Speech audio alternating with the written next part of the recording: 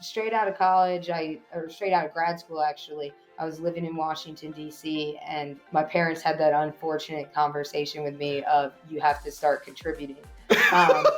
And I thought they were kidding for a while. And so I asked my cousin who was living there, I said, I need a job. He was working for the Patent and Trademark Office. And he connected me with his actual real estate agent at the time. I worked as her assistant for about a year and then got my license. And what I realized is it was something I was great at, but not something that really ignited my passion and that I loved. And so I did that for about 10, 15 years almost, and loved every second of the time I was doing it. But call it a midlife crisis, if you will. But right. I've kind of had this epiphany at the end of last year, end of 2022, of what can I do? What's my purpose? Welcome to another episode of Best of Johnston County, brought to you by Breeden Law Office. Our host, Jonathan Breeden, an experienced family lawyer with a deep connection to the community, is ready to take you on a journey through the area that he has called home for over 20 years.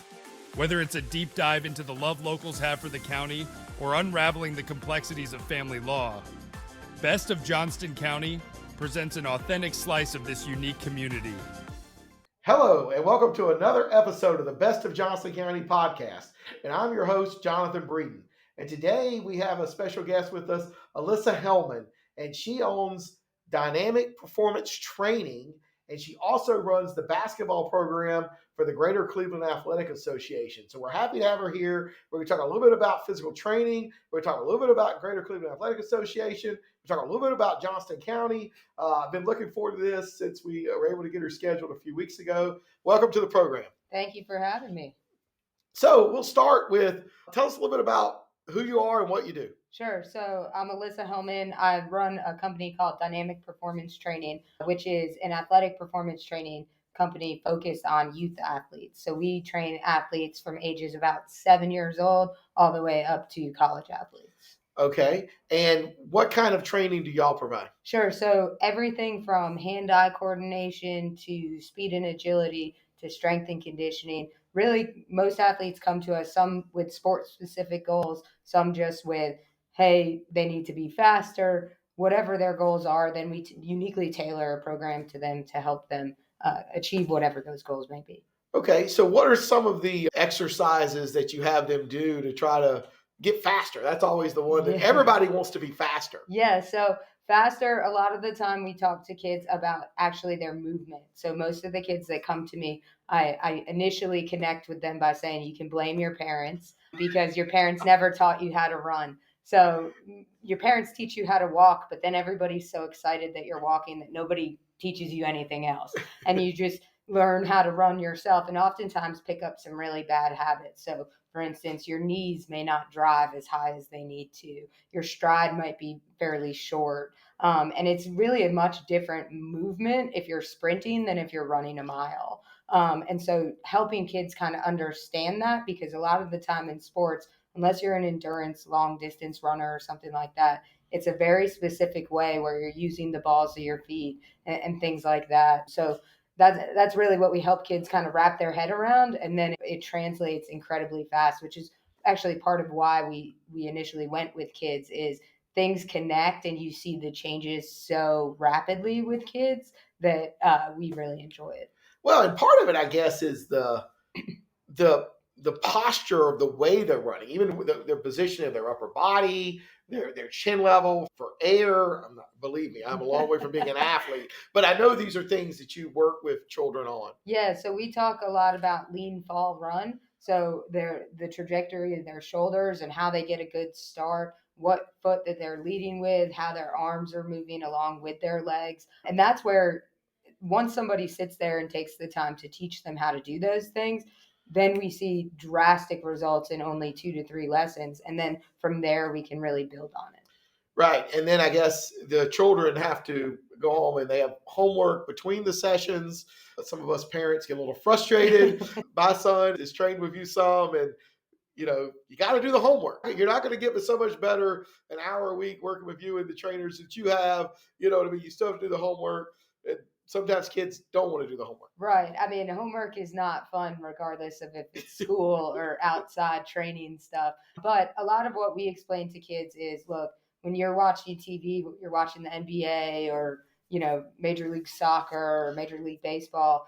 These athletes didn't get that way coming to a trainer once a week for an hour. And so much of it is just consistency and repetition, especially at those young ages, kind of that 7 to 13.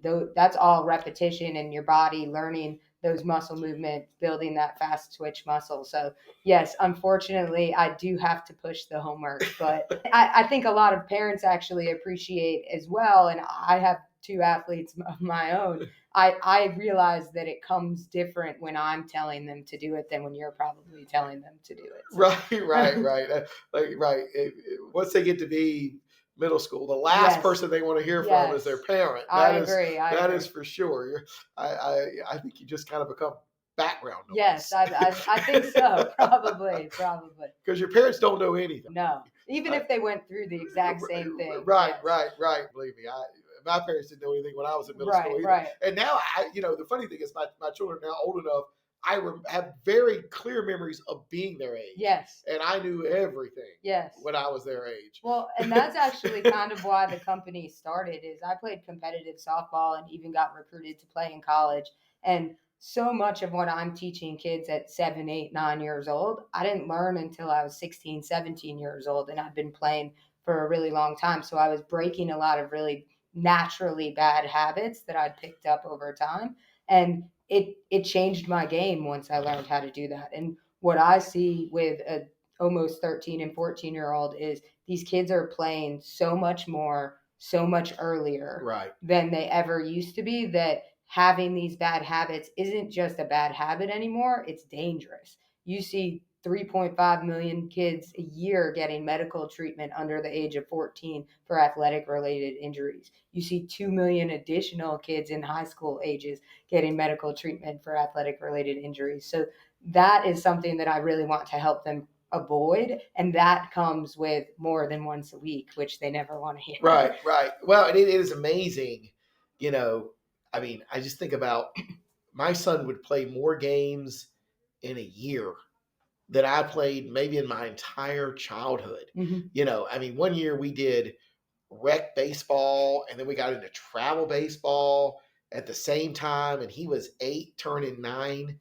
And I think he played 75 games in 6 months or something. It was some unbelievable amount of games. Well, and you think about it too, even if you have an incredibly well-run organization that baseball, for instance, is counting pitches and not allowing kids to pitch more than a certain number of pitches per day, then oftentimes a lot of these kids are dual registered in multiple leagues. Right. So they're leaving their travel baseball and going to rec baseball or vice versa.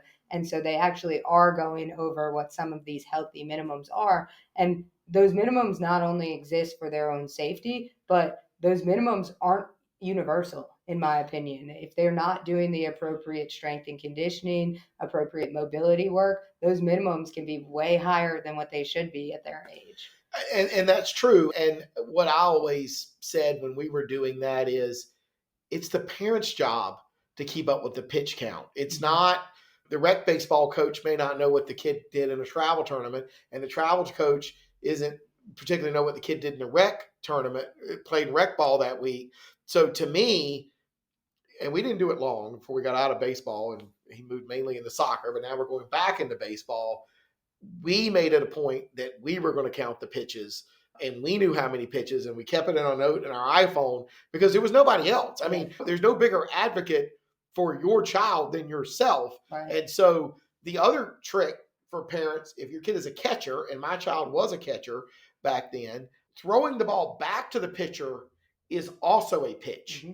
And so I think you can lose track of, well, he caught 6 innings, but in that 6 innings, he may have caught 100 pitches, which means he threw the ball back 100 times to the pitcher, and he may have not have been throwing it full speed, but he still threw it back. Right. So one of the things that I tried to count was the number of times he basically was throwing the ball, because I didn't want him to get an overuse injury as 8 or 9-year-old when he was doing that. And overuse injuries to me are kind of a passion topic. So I'll try not to be too much on a soapbox here as I talk about them. But a lot of it comes ironically for lack of use, because they're going to these tournaments, or whether it's baseball, soccer, basketball, any of these sports, really. My daughter plays tennis.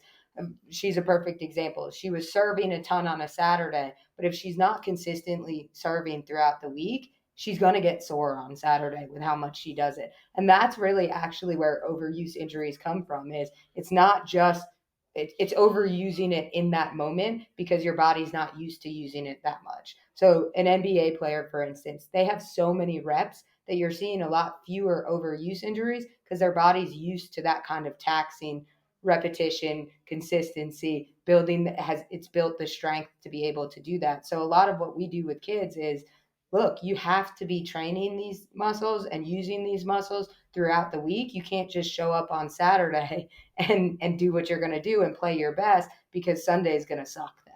Right. And you get all the caloric acid that causes you to be sore, right?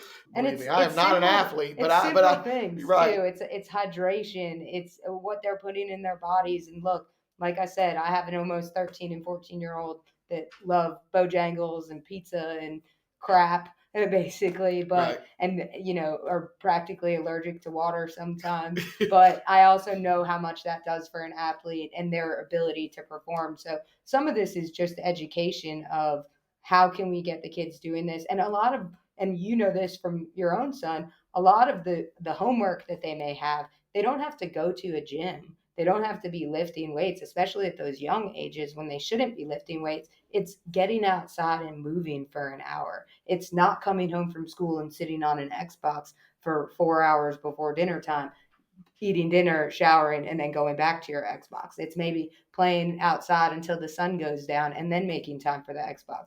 My attitude is I want kids to be kids. I want them to enjoy the things that they enjoy, like the iPads and the Xboxes and all that sort of stuff, because you only have time to do that until a certain age. Believe me. But I also think if you're committed to your sport and you're committed to what you want to do, you have to prepare.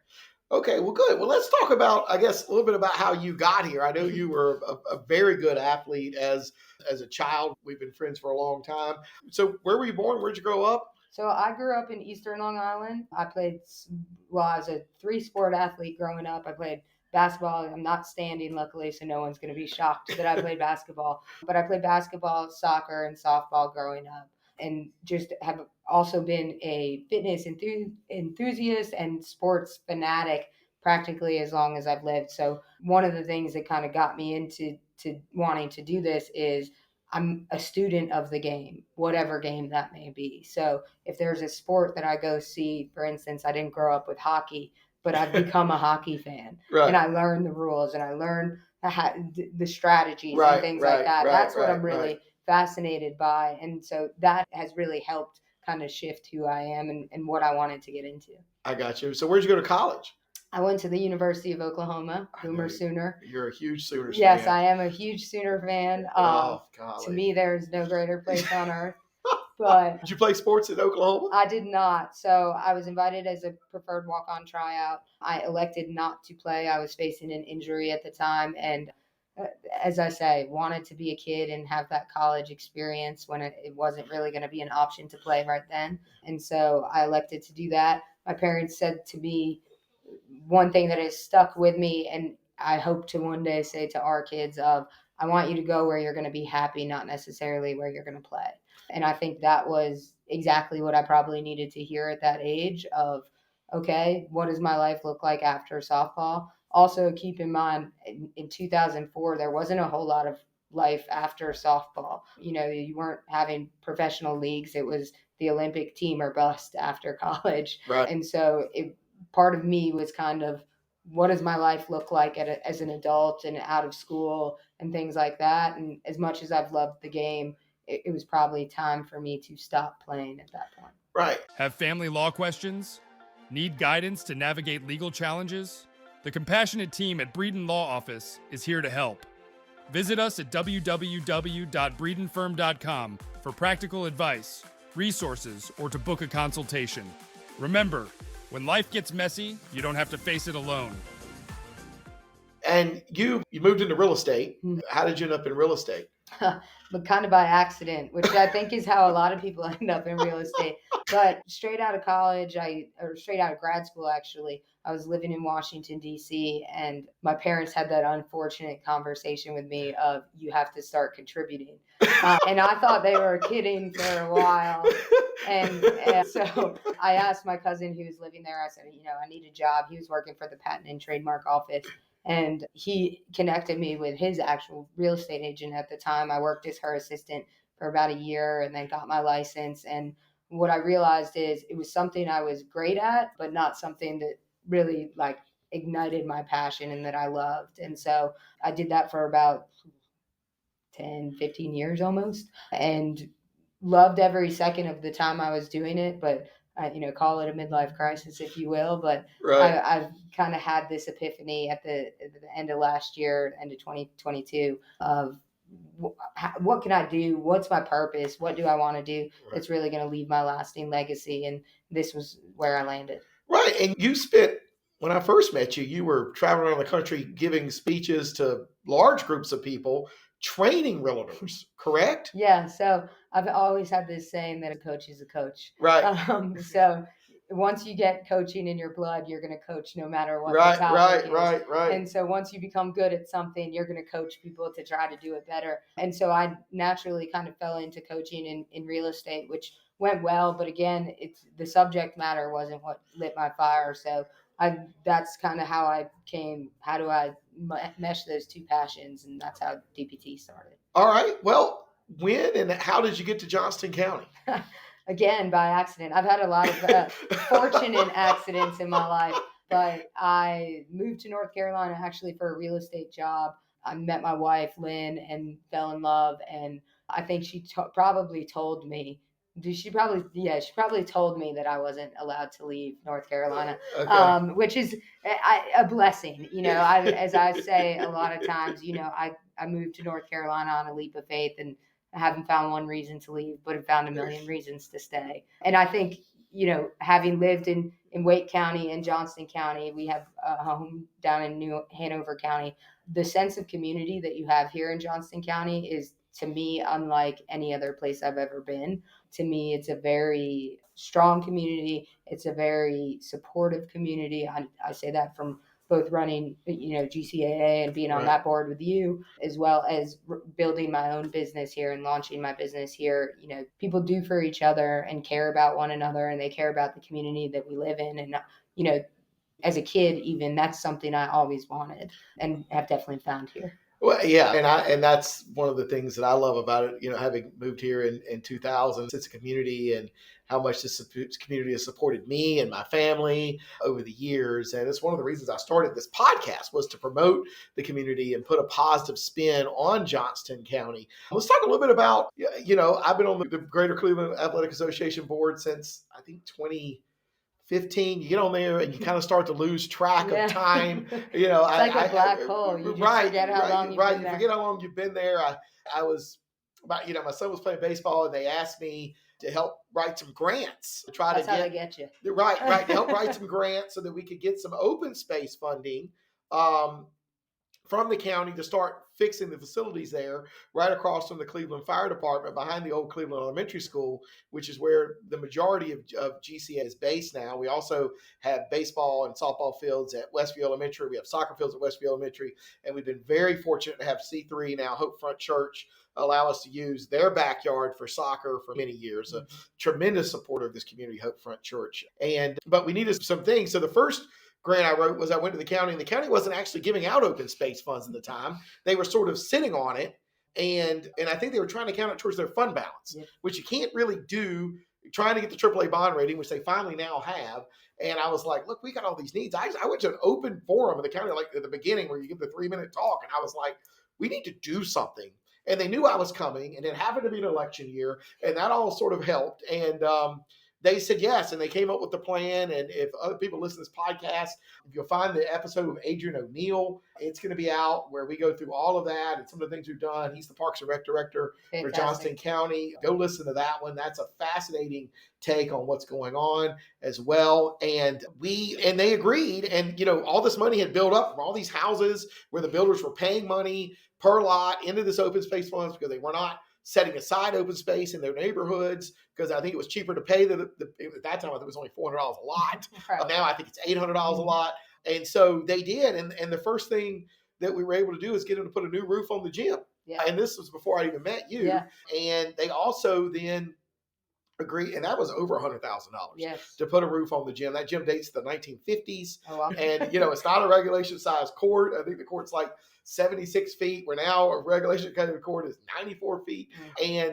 And then we were able to get like $40,000 to pave the driveway around the gym, mm-hmm. which has led to some flooding issues at the gym we've had to work on. Yes. You and I have worked on that, but because that was just a bunch of potholes, and it was like the 7 lakes out there. Mm-hmm. And that was like, we had Fred Smith Company do that. Was like $40,000 or $50,000.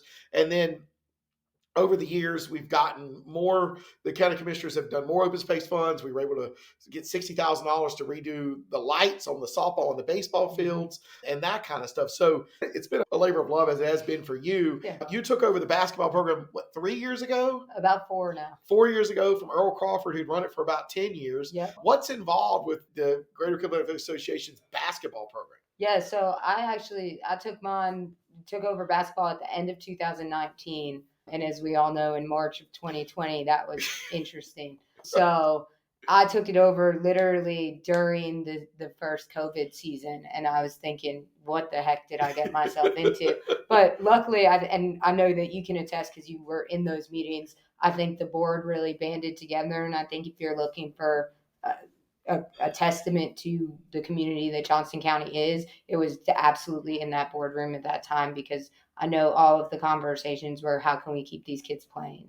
They need to do something. And obviously health and well-being and safety was our, chief concern, but it was also their kids. Right, they need a sense of normalcy. Right. They need a way to play. And so I think that was something that pulled at my heartstrings, but I also grew up in programs like GCAA in Eastern Long Island. So right. I know that the youth programs that exist built the middle schools that exist, built the JV and the varsity, and then eventually the college athletes that exist. And so I know how much support kids need at that age, how important it is for them to have a safe, fun outlet to play. I was, as I said, I was a basketball player, but a very elementary basketball player at best. And, it's been such a joy to be in the lives of so many of those kids and watch them grow up. I walk around the community now, and a lot of them recognize me. And oddly enough, I know most of their names because they come across registrations year after year. So it's been a really cool experience. And I think we've faced a lot of challenges as a community. That was one of the first things since moving to this community when I did that really kind of allowed me to dive in deep and understand kind of the heartbeat of this community and what people do for one another and how bad people really want to make it a great place. Right. Well, and it's right. And so this year, how many kids are in the program? About 400 in the program this year. We're just now 2023 going into 2024. We're really just back up to full capacity again. We missed a few years for our really young kids during COVID when there were mask mandates in place. We couldn't keep a lot of the really young kids going because it was difficult for them to keep masks on and all of that. And so we kind of saw a lull in the program, but we're really back up. I mean, we had a wait list in most of our age groups. And so there's more work to be done. As much as I think you and I want to bang our heads sometimes, I think we also know there's so much more work to be done. With the exponential growth that we've seen in Johnston County has also come an exponential growth of the amount of kids that we need to serve. Right. And so I think, we're constantly looking for places and ways to serve more kids. And kind of the most rewarding thing that I see in GCAA is this past season, we had kids show up to our assessments who were on the wait list saying, we've been trying to get into your league. We've gone to Clayton, we've gone to McGee's, we've played other places, but we know this is the best run program around. And I don't say that to pat myself on the back. Right, right. I could not do that without my coaches and the volunteers and the committee and even the kids. But I stand by that statement, and I do think that we are, and I think that is a testament to this Cleveland area community. Yeah, and it's tremendous, and I've enjoyed every minute that I've dedicated to the Greater Cleveland Athletic Association. I've been the secretary for I don't know how many years now, 6, maybe 7. I mean, really, it's a labor of love, and it can be tiring. And, I have a business and a family just like you do.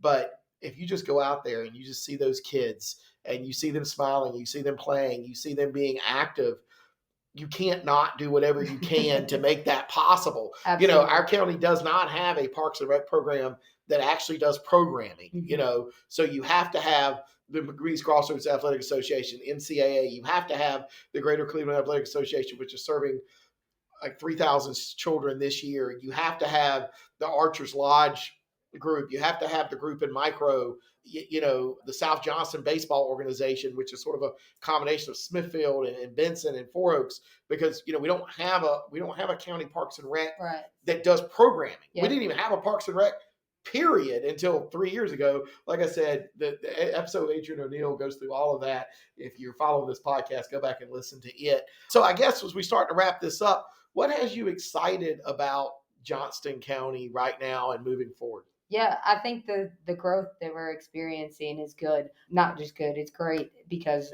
I look at folks like you and I. Your son's just about aged out of something like a GCAA. Right. My son will age out in the next 2 years. But I also see this community growing and people who still want to stay involved. So you look at our president or vice president of GCAA, it's been 10 years since their kids were aged in. Right, Michael Knott, right. His kids are all grown in college, married. And every time he threatens to be off of the board, no one will let him. And I say that, in jest, but the truth is, I don't think he really wants to either, because I think that he cares so deeply about this community. So, what I'm so excited about is not just who we are as a community, but what this growth is doing for our community and who it's bringing in, and people who really want, the future of Johnston County to be bright. Right. So if anybody wanted to get in touch with you and your dynamic performance training program, how would they do that? Sure. So you can visit us at dynamicperformancetraining.com. You can also find us on Instagram, Dynamic Performance Training. We post a lot of videos and content of what we're doing with the kids and drills that you can even do at home without us. But would love to talk to you guys. Right. And the program is based right here in the Cleveland community. And I think all the training happens right out here in the Cleveland community. So you don't have to live in the Cleveland community. You just have to be willing to get to the Cleveland community to get the training. And yes, absolutely. You have people come from all over. So, anybody in Johnston County or Wake County or anywhere, if they would like this training, they just need to get in touch with you and move it that way. All right. Well, that's going to do it for this episode of the Best of Johnston County. If you are, depending on where you're at, if you would be kind enough to like or subscribe or follow this podcast, whether you're seeing it on Instagram or Apple Podcasts or Spotify or YouTube, so that you'll be aware of the future episodes that come out every Monday with new guests and community leaders. We've got a lot of great guests that are going to be coming out in the next few weeks. Go back and listen to some of the previous episodes, particularly the one maybe with Adrian O'Neill, if you're interested in Parks and Rec, and keep following us. I think it's going to be exciting. You're going to you're like what you're going to hear. I am learning something every single time I do this. It's been fascinating, and my office is going to continue to bring this to you. So until next time, I'm Jonathan Breeden.